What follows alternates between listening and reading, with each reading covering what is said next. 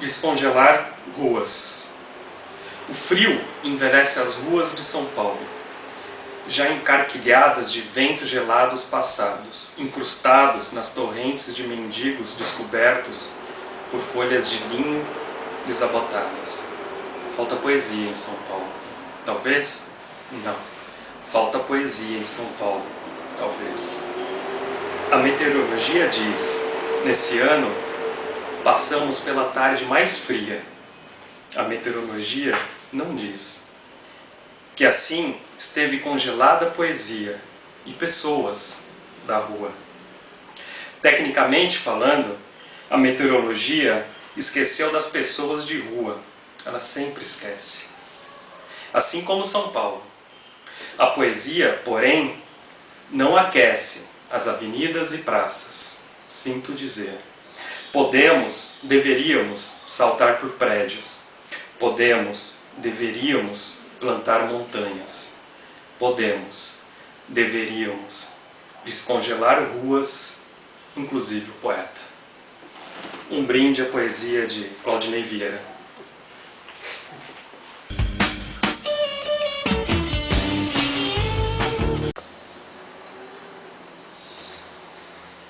Bem-vindos à sala de leitura. Tenho comigo aqui Claudinei Vieira. Claudinei Vieira, um brinde à sua poesia. Bem-vindo à sala de leitura. Aliás, eu tenho que avisar que eu só acredito nessa antiga. Se for uma conversa, cara. Se for só que você ficar fazendo perguntas, não. A gente vai trocar ideia. Não, vamos trocar ideia. E a primeira conversa é a seguinte: é possível descongelar ruas e pessoas com poesia? Não. Não. Inclusive tem um poema no Yuri Cabrício que eu digo que a poesia não é nada diante da morte. Mas a poesia não tem esse poder. A poesia não muda mundos. A poesia não...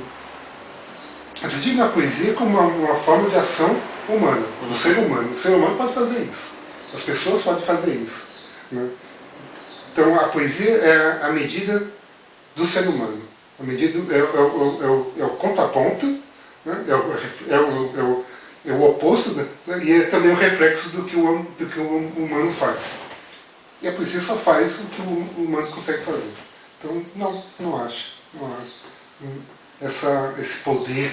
Poder romântico, né? É romântico, é bacana. Acho que é bom, até é gostoso de acreditar nisso. Acho que é até importante acreditar nisso. Não acho que seja legal desacreditar. Mas não consigo. Então a poesia seria um local de resistência?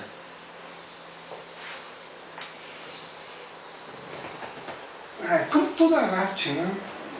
Como toda arte, não, até mais do que isso, qualquer ponto também não é.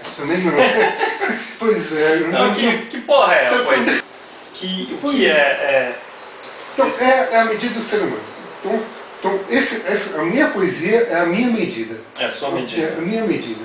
É o que eu sou, quando você escreve, quando você faz, você se realiza a partir do que você escreve, do que você faz, do que você canta, do que você dança, né? Daquilo que você expressa, daquilo que você coloca para o mundo. Mais nada, cara.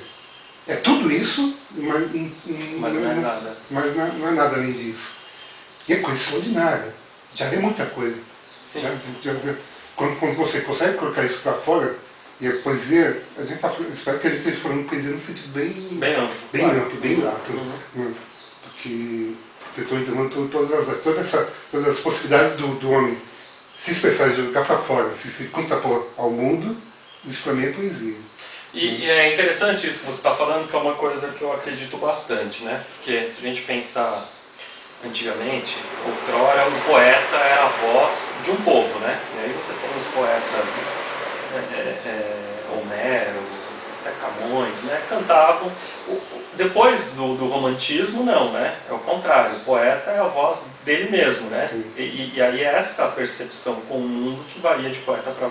Claro, né? De pessoa para pessoa vai variar de poeta para poeta. Então, tem muito a ver com o que eu acredito da poesia.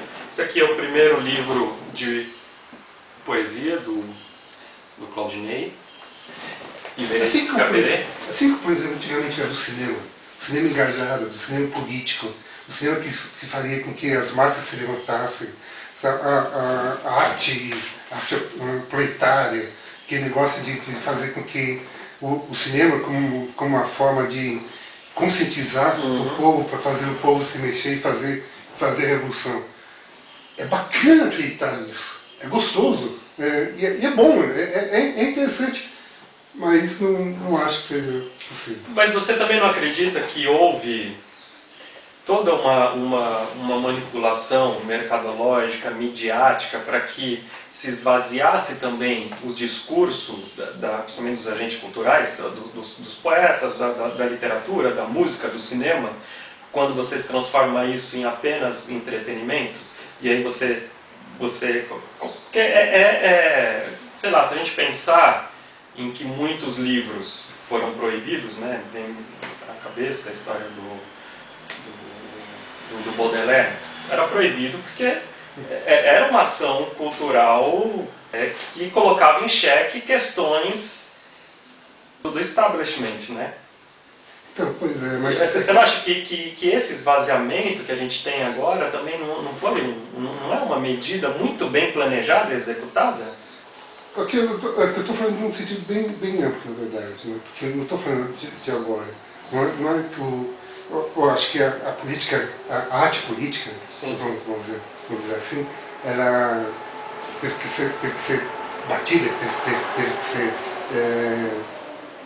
sei lá, esvaziada, né, a coisa e tal, por causa das ações dos seres humanos. Então, na época 70, que era o auge dessa arte mais engajada, etc e tal.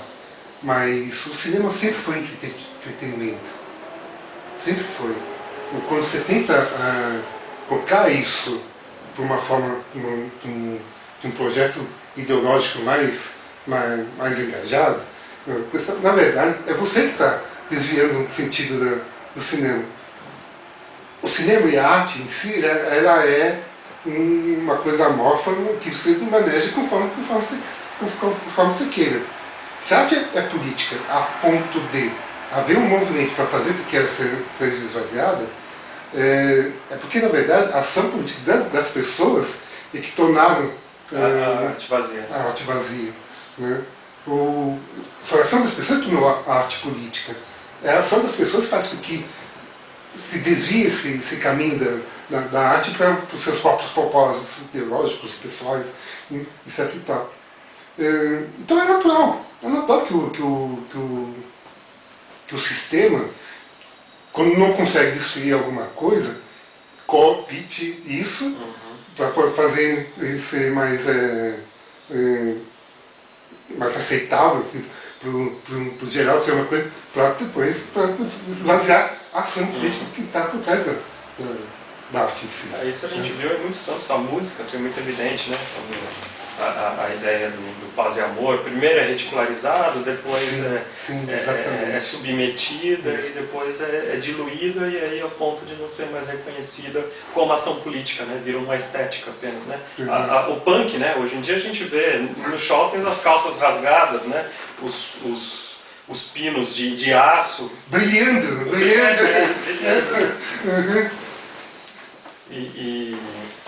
Então vamos falar do seu primeiro livro, Iuerê Caberê. Primeiro, esse nome é bem interessante. Conta um pouquinho como surgiu, qual foi a ideia do título. Tem um pequeno... Tem um poema do livro, que eu não lembro agora qual que era o título, que era anterior.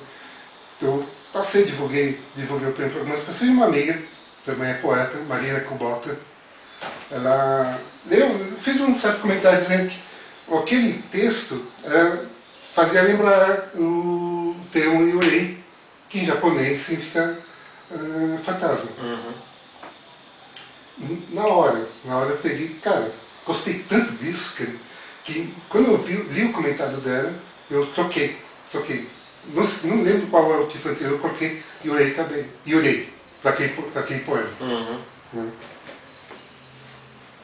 Porque tinha tudo a ver com o sentido daquele texto. Porque o Yurei significa fantasma, mas não é no sentido ocidental do termo, que não é de coisa de dar medo. Para os japoneses tem vários fantasmas, né? São vários. São entes, né?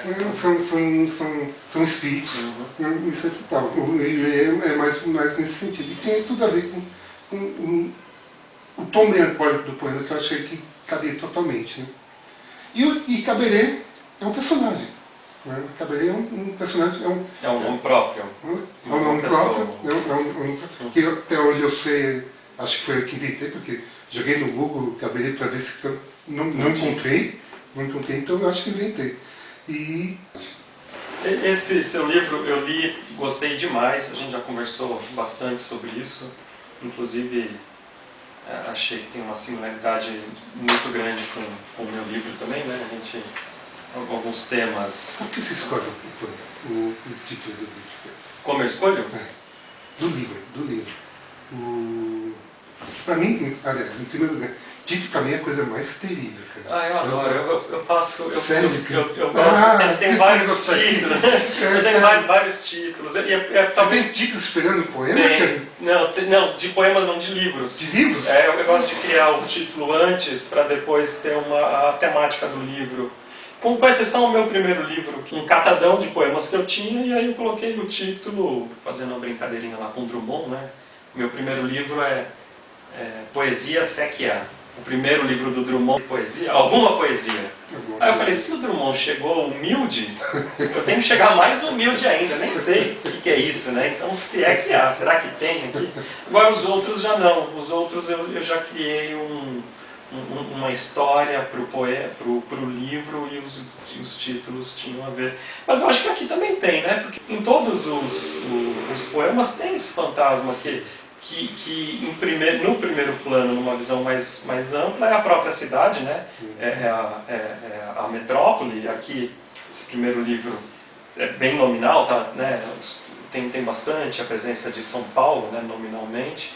E também aquilo que a cidade traz, né? Com todas as suas mazelas, né? Os seus esquecimentos, né?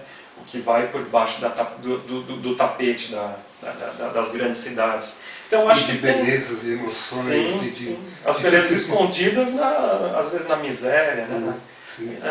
Tem esse... Eu percebi que tem... Então, tem o que a gente, sei lá, falaria nos discos antigos, que seria, né, aquele disco conceitual. Eu acho que o seu livro, assim como os meus tentam ser, o seu livro é um livro conceitual, né? Tem um espírito ali, o Yurei, que une todos os poemas. E o seu segundo livro, Olá, Pequeno Monstro do Dia? Vou mostrar aqui. Me fala um pouquinho, que esse aqui eu ainda não li, estou recebendo agora. Tá. Esse, digamos que eu acho que pega um pouco mais... Todo o meu trabalho, tudo que eu penso, escrevo e quando danço, é uma coisa feia, não tem de viver isso em casa. A gente vai tentar gravar. Mas tudo isso tem tudo nesse que é urbano, é a cidade sempre que... Eu sou um ser urbano, cresci na cidade, tudo que eu penso é a partir disso, e todo o meu universo é a partir daí. Seria mais ou menos aquilo que o Piva escreveu? Não sou um poeta da cidade, sou um poeta na cidade? Perfeito. Roberto Piva é perfeito, né? Perfeito. Né? O Piva é outro patamar. E tem muito a ver também, óbvio, essa questão poética. Não tem tanto metafísico nesse sentido, né? Mas o Olá, Pequeno Monstro do Dia pega esse sentido não metafísico, mas mais esse espiritual também, para que eu não curto, né? Mas essa questão do espírito que é mais melancólico, que é uma coisa mais decente ainda, que é uma coisa um pouco mais desapontada, decepcionada, um pouco difícil de lidar com os nossos pequenos monstros. Eles estão sempre cada vez mais retirando, mais fortes, mais diários. E o poeta desse livro, ele difícil de ver beleza. É uma coisa mais... um pouco mais pessimista. Um pouco mais pessimista. Fazer justiça, né? Claro, a gente depende das editoras. O primeiro livro foi pela Patois, né? Do grande Eduardo Lacerda. Com arte do Leonardo Matias. Leonardo Matias, que é uma capa belíssima, né? Que é uma capa belíssima. Eu que montei a capa. Foi a pessoa? A escolha foi sua? A ideia é minha. Na verdade, eu tenho uma pequena história em relação a isso. Só para solicitar para a nossa produção um pouquinho mais de cerveja, porque a minha acabou. Por favor.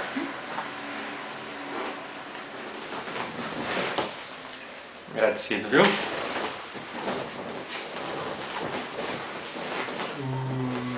A capa. Porque, na verdade, tanto a capa como o título do livro eram outros. Também eram outros. Eu tinha montado todo o livro, já tinha montado o Leonardo Matias, que é o artista da Patois, faz a mais de 98% de todos os livros da Patois, dos mais de 400 livros que a Patois publicou. Foram feitos pelo Leonardo. Ele pega as ideias dos autores, ele, dependendo do autor, fica mais ou menos liberdade para criar. Eu tinha uma ideia precisa do que era a capa, o que era o sentido do livro.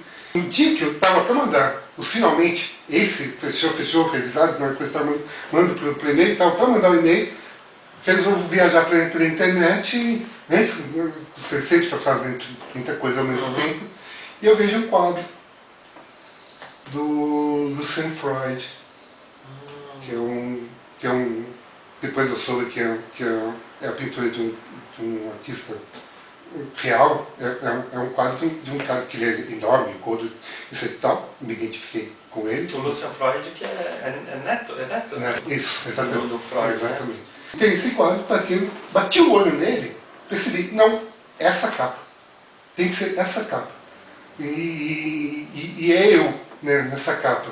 E aí pensei comigo mesmo, mas vou botar a capa, vou ter que mudar o título, porque não tem nada a ver. Então muda o título. Qual foi o título? E eu olhei, cadê? Em 5 minutos eu mudei toda a capa, toda a arte da capa, mudei o título e mandei pro Leonardo. E ele é o mestre que faz, ele pega a ideia do autor e torna ela... E esse personagem, ele tem, né, ele é muito parecido com você, mas também ele mantém os traços, né, orientais, né, ficou bem legal. Sim. O que eu pedi para o Leonardo era pegar aquele quadro e montar mais ou menos isso. Ficou bem legal. Ficou maravilhoso. O Olá Pequeno Monstro do Dia também tem uma capa muito bonita, pela Benfazeja, né? Do Wellington, conhecido como El. Wellington Souza. E com o El foi diferente, ele que monta as capas, né? E com ele não. Mandei os textos, eu fiz questão absoluta de não falar nada, porque tinha tanta ideia, tinha nada a ver com... Tinha milhões de ideias. Né? Aí tinha uma coisa mais específica, com o Olhar Pequeno Monstro do Dia não tinha. Deixei completamente livre para o El. Então ele me apresenta essa capa. Foi a primeira? Foi a primeira. Legal. Teve uma pequena mudança com a fonte só. A arte foi espetacular. Captou esse sentido de melancolia e ao mesmo tempo de entardecer, né? Entardecer, né? Eu acho que é entardecer ou amanhecer. Entardecer. Acho que é entardecer. Entardecer. E ao mesmo tempo, não de calma, mas um pouco de tensão, assim. Eu achei espetacular. Esses nossos artistas são espetaculares, são maravilhosos. São fenomenais. E o seu terceiro livro, que eu tive o privilégio de ser escolhido para fazer o prefácio? Pois é. Esse me permitisse um pouquinho de você leu. Eu li rapidamente para pegar uma visão geral, mas depois eu preciso ler com mais calma, com mais tranquilidade. Com esse eu acho que eu amainei um pouquinho, eu acho que eu suavizei. Mas ainda tem a pegada da metrópole, da cidade. Isso é sempre. Isso vai ser sempre. Então, e ali, eu não Pequeno Monstro, mas eu tinha o Eurei, e você mudou esteticamente, fez pequenas alterações também, né? Você tem alguma preocupação estética com o poema, alguma piração assim? Não? Pouca. Eu percebi que nesse seu terceiro livro, que vai chamar Como Estiletes para Riscar Grumas, é isso? O título permanece? Permanece, por enquanto. Por enquanto, né? Corre o risco. Até saber, né? Por enquanto é isso, eu gosto disso. Mas eu percebi algumas mudanças, assim, os poemas ficaram um pouco mais condensados, um pouco menores, tem até uma série de pequenos poemas, coisa que a gente não vê, não é tão comum, né? Tem alguns poemas menores, mas acho que a maioria, eu dei uma olhada rápida, são poemas mais longos, né? Tem uns um pouco mais enxutos, né? No Pequeno Monstro tem umas coisas mais longas. No Estilete, não. Tem mais curtos, e tem até com uma linguagem um pouco mais, eu não diria agressiva, mas um pouco mais incisiva. Mais incisiva. Isso foi um trabalho estético, foi uma preocupação. Foi uma preocupação, de montar ele conforme para criar esse clima. E que tem a ver com aquilo que eu falei, né? É legal que tem a ver com o título, né? O estilete, né? O estilete. Sim. É que tal negócio que apenas título sempre por último. Você lê pra gente um poema do... Olá, pequeno monstro do dia, que cresceu durante a noite o coração, com suas garras de cotidiano esmagamento, com sua fileira de dentes reais. Olá, pequeno monstro do dia, com sua chuva de arrependimentos, com sua bolsa de horrores aberta, e cada pequeno verme saído da bolsa com seus próprios dentes reais, cotidianos, recorrentes, comuns, sangrantes. Arroei nossos pescoços duros a cada passo nosso, a cada respirada nossa, a cada desejo remontado. Olá, pequeno monstro do dia, que não se esconde em vielas e não tem vergonha de se expor, que não se refugia na escuridão, não precisa mais se esconder nas sombras, até se orgulha de mostrar a língua podre, o sexo podre, a mão podre, o gozo podre. Olá, pequeno monstro do dia, a nos mastigar o fígado, o sexo, a mão, o gozo, e ainda exige que sejamos, ou digamos que somos, felizes, completos, maduros, adultos ou humanos. Pois sabe, e como sabe, que somos nós mesmos que o criamos e cuidamos e alimentamos. Pois sabe, e como sabemos, que nunca seremos felizes, completos, maduros, adultos ou simplesmente humanos. Olá, pequeno monstro do dia. Olá. Aí, valeu pela leitura. Quer dizer alguma coisa? Não, eu tenho uma pergunta final. Se fosse para colocar uma trilha sonora para cada um dos seus livros, não. Qual seria? Não faz esse tipo de coisa. É que eu gosto de ler ouvindo música, e geralmente música instrumental, porque as palavras me incomodam, né? Pensa alguma coisa assim? Não, você colocaria alguma indicaria para o leitor alguma Eu penso mais em ruídos, no caso. O Iroi Caberê ruídos de São Paulo, barulho, trânsito. Então não penso. Gosto, a música também gosta, mas é set bem de fundo mesmo. No Estiletes tem um poema que foi diretamente calcado numa música da Janis Joplin. Isso sim. Eu fiz o poema ouvindo a música Little Girl Blue da Janis. Isso foi consciente. Eu queria fazer a música, o poema. Um diálogo ali. Dialogando com legal. Rapidinho, antes de falar, fala do seu projeto, que é um projeto bem legal, que é o dos concertos, que também está lá na Patuscabe, né? Para quem não conhece o bar da editora Patuá, lá em Pinheiros. Desconcertos de Poesia é um projeto que é um sarau, um encontro de poetas e autores, prosadores e músicos, né, que eu já realizo há muitos anos, né, em vários lugares de São Paulo já foi realizado, principalmente na Casa das Rosas, no Cerro do Baque, na Praça Roosevelt.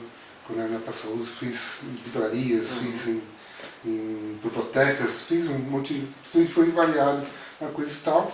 E atualmente está sendo participado, né, que é gerenciado pelo Eduardo Lacerda, e que eu acho, eu sinto que as pessoas curtem. Eu acho que consigo criar um clima onde as pessoas se sentem à vontade, onde a poesia se encontra e os poetas e os sons e as vozes se misturam de uma forma que eu acredito que é harmoniosa, que é bacana. Finalizando, pode encontrar o Irei Caberê no site da Patuá, também com você, quem cruzar com o Claudinei na cidade, e no site da Benfazeja, o Olá Pequeno Monstro do Dia. Então é isso aí, Claudinei, um brinde à sua poesia, obrigado. Esse punhado de ossos, Ivan Jonqueira.